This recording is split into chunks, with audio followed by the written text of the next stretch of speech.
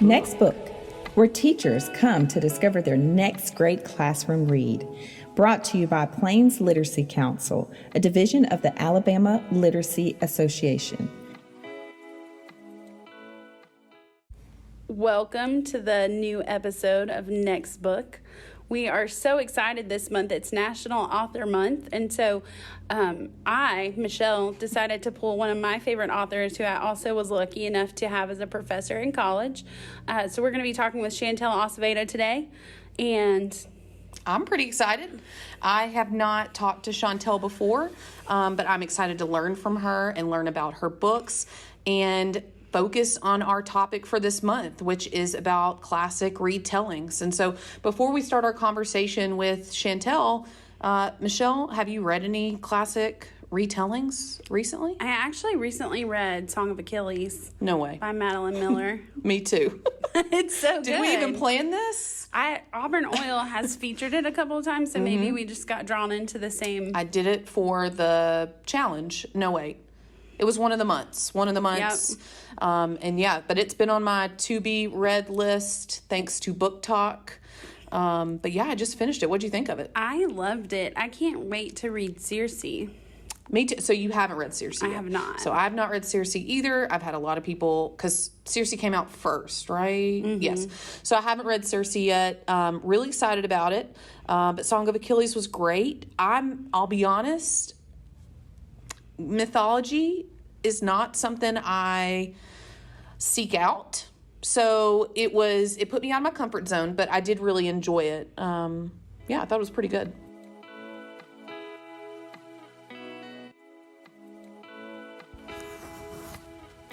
Okay, so November 1st, what better way to celebrate this day, aka National Authors Day, than to have an author on our episode today?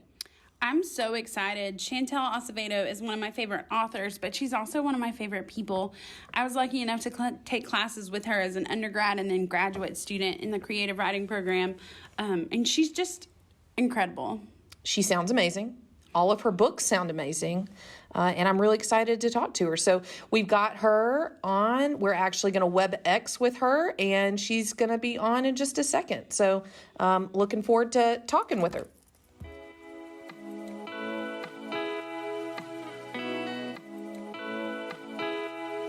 So, called a master storyteller by Kirkus Reviews, Chantel Acevedo is the author of novels Love and Ghost Letters, A Falling Star, The Distant Marvels, which was a finalist for the 2016 Andrew Carnegie Medal for Excellence in Fiction, and The Living Infinite, hailed by Booklist as vivid and enthralling tale of love and redemption. And those are Chantel's adult books, which, if you are looking for an adult book for your wellness check, friends, these are incredible stories. Just very moving, very beautifully written, hard to put down books that Chantel has written. I have read every single one of them, and I highly recommend all of them. But we're here today to talk more about her middle grade, because we have a young audience. And so today we're going to be talking about Muse Squad, The Cassandra Curse, and its sequel, which is out, Muse Squad, The Mystery of the 10th. These books are both about some young girls that have discovered that they are muses of old, like of the 9 muses. I do, every time I mention it, Chantel, my head pops to the Hercules muses because it's so appropriate. And so we were lucky enough to have Chantel in Auburn for several years, but she's now at the University of Miami and directs the MFA program. She's a professor of English, and those students are lucky to have you. Oh, all right. Thank you all so much. I'm so happy to be here. Yeah, so nice to meet you, Chantel. And we're just going to dive right in it, okay? And so the first set of questions before we really dive into your, is it a duology? I actually have never heard a duology. Duology. Duology. Before we dive into that, let's talk a little bit about your ideal reading setup. What is for you the best way to sit down and read? Well, it's hard sometimes to find the time, and the peace and quiet. And so I do need peace and quiet. I have a hard time reading in cafes or crowded places. And some people are great at sort of putting away the noise and focusing, but I like my quiet space. And I'm actually talking to you from my first ever home office, which I was able to, build out during the pandemic. We turned the dining room into a home office for me. Nice. And I can close all the doors. So nice. I can close all the doors and I got a couch and I can just lay on the couch and read. And that's like the best. That's the best. And I love especially reading with like a pen in hand and making marginal notes. Like I mess up my books. But it feels like I'm having a conversation with the author that way. So that's my ideal reading, location. All right. And what about for writing? So you have your space in your house. What about for writing? Now I do. Now I have this office, right? And so, but that's new for me. And so now this is the place where, I turn on my lamps and I sit at my desk and I've got a really sort of beautiful clicky keyboard. I actually have it beside me. You can hear the sound. It goes like, you hear that? Like so satisfying for the ASMR people listening. Yeah. But it's like that. I'm going to have some questions about that. Oh my God, I can show it to you all, but everyone listening at home cannot see it, but you two have the privilege. We'll link it in today's episode. Oh yeah. I've definitely seen that on TikTok. I love the typewriter keys. That's so perfect. It's beautiful. I got it at the Max though, at TJ Maxx. So like but I can tell you the brand name later, and you can put it in the description or the comment section. Yes. But yeah, I sit here and I work and that's new for me, because in the past it would just be mainly sitting on a couch, sitting on a bed, like wherever I can find a spot, pop the laptop on my lap and get going. So I'm more particular for reading than I am for writing. I can write with noise in the background. And I can not write with music. So go figure. If it's like people talking, if it's my kids being crazy, it's fine. I can like slip into whatever world. But if it's music, then I think my brain is just like, it's a different kind of art form. And now I need to listen to that, and so I have a hard time focusing that way. Okay. So you've written for adults for a lot of your career. You do have one YA book that was amazing, Song of the Red Cloak, with your teenage Spartans. That was such a beautiful book, but after you finished writing it, I remember you just telling me like, I'm done with them. Their story's been told. You went back to adults and now you're revisiting children, and you've written these two incredible middle grade books. You've written a third that's on the way. And so just talk about that transition and what led to it, because your books are brilliant for middle schoolers. They love them. The adults I give them love them. My students asked for the second one like right away last year. They were so devastated that it wasn't already out. So just talk about that. Thank you so much. That was so kind. Everything you said. Yeah, it's been a lot of fun sort of transitioning back and forth from adult to writing for children. And I do like that word transition because it suggests that it goes in two ways. Sometimes people just assume that, well, you're writing for kids now, you will never write for adults again. And it's not like that, right? Like it's not a river that just flows in one direction. But it's been really nice stepping into middle grade. I was a language arts teacher for a long time before I moved into the university space. And so I was always reading kid lit. I was always reading books for children. And so I felt like I had my ear to the ground for it. And especially during the early 2000s when sort of children's literature really blossomed, right? And just exploded on the scene. And it was a really fun time to be reading that stuff.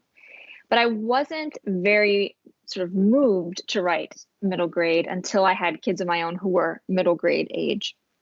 And my two girls were sort of, when the idea for Muse Squad came, they were sort of at the bookends of what middle grade is, which would be 7 years old to 13-year-old, right? But of course, it's fuzzy on the ends, right? You can have ninth graders reading it and second graders reading it too. And they were asking me, like, when are you going to write something that we can read, that we will enjoy? And so the pump was primed for sort of thinking about those stories and imagining those stories. But the idea for Muse Squad came in a very specific way and in a way that I don't expect will ever happen again in my life as a writer. But I was at the Victoria and Albert Museum in London with my family on a vacation, and I happened to see these two sculptures of women. And I went to take a picture of them, and they were just very simply described as a muse. They both were a muse. And so I took the photo, and immediately this question came to mind, which was, what if the muses had been children? And very quickly, sort of the next series of thoughts were story forming in my imagination. And so I pulled out my phone and in the notes app started writing down, all of these ideas. So it's the only book that I can safely tell you the very hour and minute in which the idea came to me. And that's really cool. And I don't expect it will ever happen again. And I like to joke that it was sort of muse given, because I was looking at muses and we were at a museum.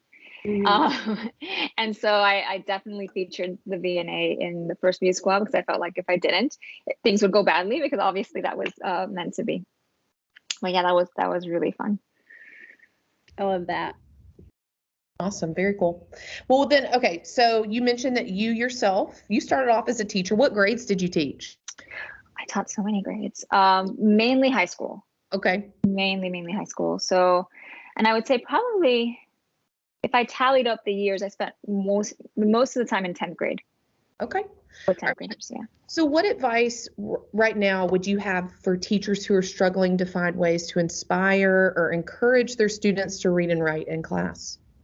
I would say meet them where they're at. I think so often we adults base their recommendations to kids on what worked for them when they were adults a long time ago. And so you see sometimes reading lists that are just so outdated. Like, there's no reason why my 15-year-old should be reading the same books I had to read when I was in high school, and yet she sort of does largely, right? And there's not a lot of room for more contemporary voices, more diverse voices. Like, that doesn't always happen. So I would say meet them where they're at, show them mirrors and windows to their experience, right? Things that reflect their experience and things that give them windows to other people's experiences.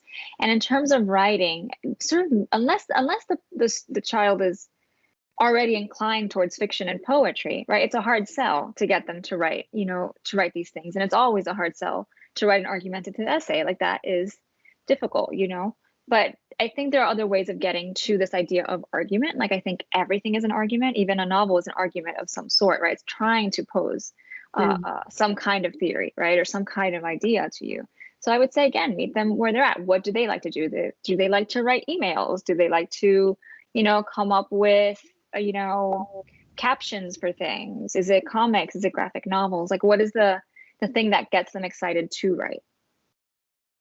Right. Yeah. And then you build from there. So once they develop ease at these kinds of things, you can sort of start increasing the rigor and the difficulty. Yeah. Of course, yeah, that would be how I would have tried to approach it. It's hard though. No, you said a lot of good things. Can I jump off book just a little bit and ask you to share your mirror window, Chantel? Because I know as a teacher, that's something that has helped shaped me. Chantel was my mentor in grad school as well as undergrad. And so, it's just really important, I think, for teachers to know how important it is to have a mirror. And I'm thinking of Dreaming in Cuban, which I'm sure you picked up on. That was true. That was very true for me, Dreaming in Cuban. And that was the book it's Cristina Garcia's novel, her first novel. She's written many, many, many novels since. And she's a major American writer. But when I first discovered her book, I was a college undergrad and I was writing fiction. And I was writing fiction that wasn't representative of my experience as a Cuban American. And because I didn't think it was allowed, like, you know what I mean? And it's not like anyone told me I couldn't, I just had never seen it. And reading her was like opening up all of those doors. And then once I discovered Cristina Garcia, I discovered Julia Alvarez, and I discovered Sandra Cisneros and all of these voices that had been there, right, all along. And that weren't taught, they weren't in my classes. They weren't taught to me. They weren't presented to me. And I lived in Miami, right, where, my teachers were all Latina, and they weren't presenting these, people to me because that was not what the curriculum was, right? So she's a really important, mentor, madrina to me. Like, I always will look up to Cristina Garcia. But, I think mirrors are super important. And like I said, windows are important too, and so even reading, like I moved to Alabama and was quickly introduced to Lewis Norton, which we talked about a lot in class. And it was a window to sort of a Southern window, right, that I wasn't familiar with. And of course, Lewis Norton is of his time, but it was important to me in getting to know this place where I was, living in. And we talked about him a lot in class, and that book always, Music of the Swamp, always resonated with Auburn students, because they were like, oh my God, like, this is what my grandma sounds like, and this is what my family sounds like. And I think Southern students don't get their culture reflected back at them often, right? At least not in a way that's positive, right? Frequently. So it's both. It's mirrors and windows and mirrors and windows, and being able, to offer both. I think so. And that, I don't know about you, Kristen. I know you've been out of the classroom more, but this is a conversation that I have with my students every year. We actually recently just had it, and I was showing students like the, diversity in children's literature, just characters that are represented. And most of them were shocked. I did have that one student that was like, why does that matter? But I had a student come back the next day and she said, I'm Korean, and I went home and I looked at my bookshelf and I don't have a single book about Korean people, and so I do think it's something that resonates, that's important. It's important to talk about. And it's, if we don't have that Korean mirror, that means we also don't have that Korean window. And so I just think these are really useful conversations. Definitely. And you mentioned it earlier, as a teacher, it's difficult because we feel this pressure to stick with the classics. But what you are providing, like just hearing about this text, what you're providing are opportunities to expand on, like, because really, why do we teach the classics? Like, there are several reasons, but I think theme is really important. Well, if you're hitting on themes in a retelling, to me, this could take the place of it. I guess I'm just thinking like Jacqueline Woodson, Romeo and Juliet, that's a classic we have to read in ninth grade. But we, for a second there, were like, why don't we just use Jacqueline Woodson's book? And now I'm drawing a blank on what it's called. Do you? If You Come Softly? If You Come Softly, which is a classic, which is her retelling of Romeo and Juliet. Like, I think opening those ideas up to teachers would be, would offer some opportunities. Well, and themes are, and Muse Squad, there's so much to learn with just families. I actually used Muse Squad as my example in Mirrors and Windows, because Callie has these two older brothers that are obnoxious and pick on her, and they really do love her in the end. And that, to me, I told my students, I have those brothers, and so I have an extra. I have 3. She's only got the 2. But that, that was a mirror. And so we talk about different ways to see yourself, because Callie and I are not the same person, obviously, but we have these experiences that are similar. And if we start to think about theme and we go back through these classics, we're going to find the same things in these different worlds. Yeah. You've talked a little bit about what inspires these stories, what actually sparked the idea. But where did you get your wealth of mythology knowledge from?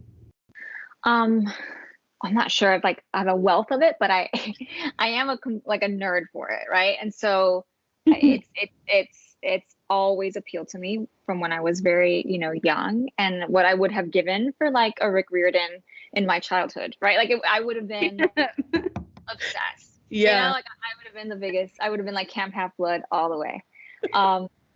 And it would have been really sad thinking about it. But yeah, it's always appealed to me. Fairy tales always appealed to me as well. Like I still have that Grimm's, the Grimm's fairy tales, and it's like falling apart, but it's the one I used to read as a little kid. I love the darkness of some of those fairy tales. So yeah, it was always there for me.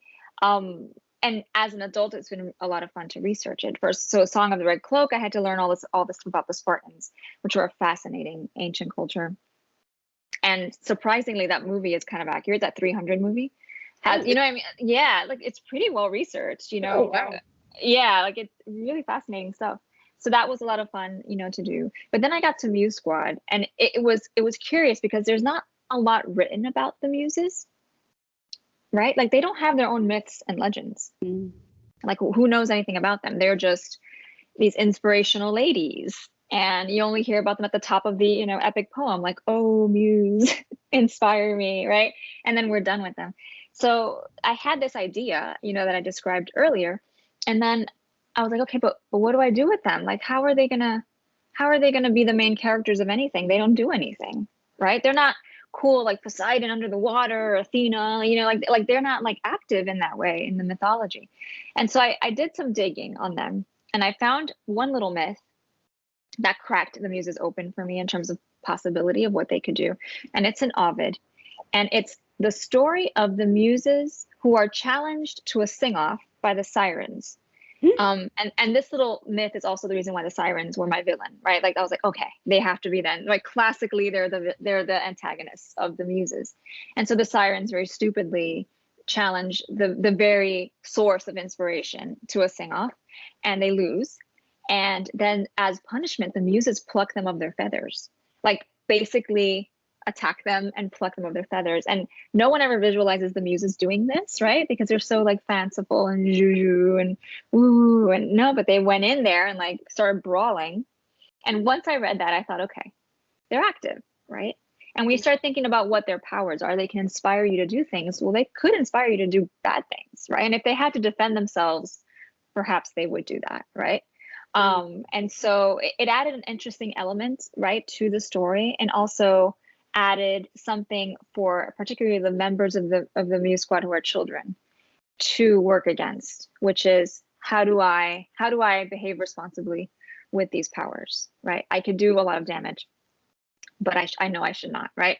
And so then how do they, when they make mistakes, how do they make amends and those kinds of things? So it was really great to find this little, it's literally like a 4-sentence myth, right, in Ovid about the muses. It's the only thing I could find, you know, on them of any like sort of real substance. And yeah, it blew the whole thing open for me. Well, and you did a great job like weaving in other related things, even if that's all you had to go on to the Muse Squad. I know the mystery of the 10th, we of course don't want to, it's too easy to spoil that one if you start to talk about the title too much, but the Cassandra curse, can you share that for our listeners that haven't read your book yet? Yeah. So the Cassandra curse is so there's a couple of myths that, you know, pop up that are useful to me in that book. But even before then, I remember very early on, I didn't want the gods involved, because once the gods get involved, it becomes too easy to fix things, right? Because they are all powerful. And so I put them into retirement. And I remember my editor at Balzer and Bray said very wisely, don't put them in full retirement though, like semi-retire them, because you might want them back. I love and then the way they show back up. They come back. Yeah. She was so smart about that. Cause I was going to just like, you know, they were done. Right. And she was like, no, don't do that. Like, let's give them a room. Let's give them a door to walk in, you know, to in the second book. But the Cassandra curse, you know, I was searching curses and what would have been some ancient Greek curses, ancient Roman curses that I could have played with. And that to me has always been the most, one of the saddest ones. Right. And it has a really tragic origin, which I don't get into in the book because it's not, I don't think, appropriate for children, right? What happens to Cassandra, but she is a princess of Troy and she's cursed, and she's a prophet and she tells the truth, but no one believes her, and that's the curse. And I thought to myself, how applicable that is to children, right? Especially in middle grade, those feelings of powerlessness, right? That no one listens to me, that, you know, I can't drive, I can't vote, right? I can't do all these grown-up things to make a change, and people dismiss me as a kid. I'm just dismissed, right? And so it seems like they're all like kind of mini Cassandras in many ways, you know, because they're saying really true and essential things, and oftentimes people don't really pay attention to them because of their age. And so it seemed to me like the perfect curse, you know, to put into play, you know, in the book. And then the second one, it's hard to talk about that one, not give away the 10th, but I was, I'll just say that I was very influenced by the myth of Arachne, and the same idea of injustice, you know, with Arachne, who is a better weaver than Athena, and yet Athena punishes her and turns her into a spider, right? Because she's arrogant about it, because she's boastful. And so that book very much questions the gods' decisions at times, right? And how they were cruel. And if the muses are team gods, like what does that mean to be on a team that is also capable of cruelty? So it's exploring some of those philosophical questions in a fun way. And it's so fun. My family quotes the Disney Hercules a lot. And I love in the mystery of the 10th, the way that the fates come back. And just the representation of these 3 old ladies in the park, you know, and it's just funny and fascinating. And I feel like it revisits mythology that we know in such a neat, fun way. They were the most fun. Several of the myths.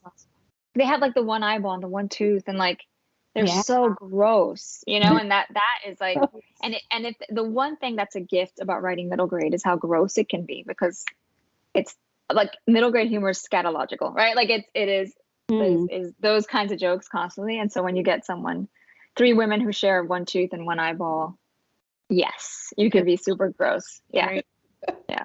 So we definitely want to recommend these books, but as our podcast is called Next Book, we always like to ask our authors, what's inspiring you? What's your next book that you're So reading? what am I reading?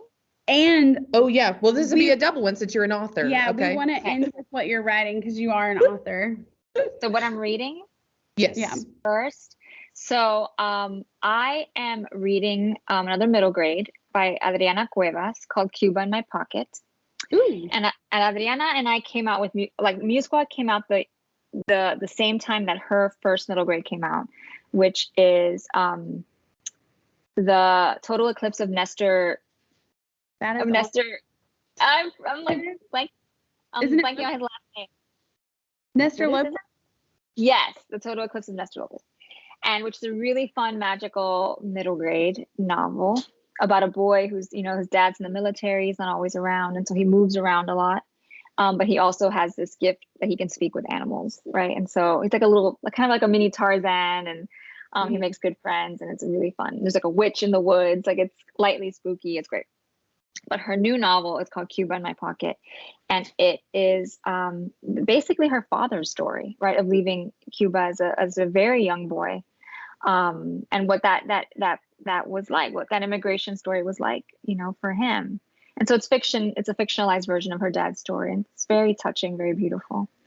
And next on my list is our friend in common, Rachel Hawkins, and her first ever romance for adults. It's called The Ex-Hex, and it's a witchy romance. I'm so excited. On my list too. Yeah. I have it, but and I haven't started it yet. But the first line is crazy good. Hold on. The first line is never mix vodka and witchcraft. Which is such a good Rachel line. I'm excited to read it. Yeah, so those are my TBR on my TBR pile. Nice. All right. And then tell us about your new middle grade. Yeah, the new middle grade should be coming out a year from now, I hope. So perfect for Halloween. It's my first ever spooky story, and it is called The Curse on Spectacle Key. And it tells the story of a boy named Frank Fernandez, whose parents move into a lighthouse in the Florida Keys, except the lighthouse is run down and spooky, and weird things happen on this island. He's a scientist, Frank. He loves science. He's obsessed with Frankenstein. He's got a Great Dane. Her name is Mary Shelley. And of course he does. And he goes and does an experiment. And this girl appears, and she's kind of dressed funny, and she doesn't know who she is or where she was before she appeared to Frank. But the two of them are going to work together to figure out what's happening on Spectacle Key. Awesome. That sounds great. I can't wait to read. Great. If you ever need, a teacher to review it, you got my address. All right. I know I do. Yeah, thanks. We so appreciate joining us. We're excited for our teachers to hear what you have to say, and like I said, my students are loving your books. I can't keep them on the shelf. Yeah, and we'll and for all of our listeners, we will link to Auburn Oil booksellers all of these texts that we've mentioned. So we'll really throw in a link to and we'll books throw in books too. Yeah. Because Okay. sometimes you can get signed copies of Chantel's books. For sure. We'll link that. Okay. Yeah. That's her local bookstore. It's a magical place. I told everyone on the last podcast that I like to buy people the book Echo, and I just talked Chantel into buying it one time when I was with her at Books and Books. It's a wonderful bookshop if you're ever in Miami. Books and books. All right. Books and books. And they do have signed copies. And they ship, so. We will definitely link that then. That sounds great. All right. Well, thank you so much. It was so great talking to you today. We'll see you guys next month for our next episode of Next Book. That doesn't work. Can y'all tell we're tired teachers? Oh my God, I don't even know how you guys are up and doing this. I know what your day is like. It's a lot. We'll see y'all in check this. the next episode. Next episode coming December. Be on the lookout.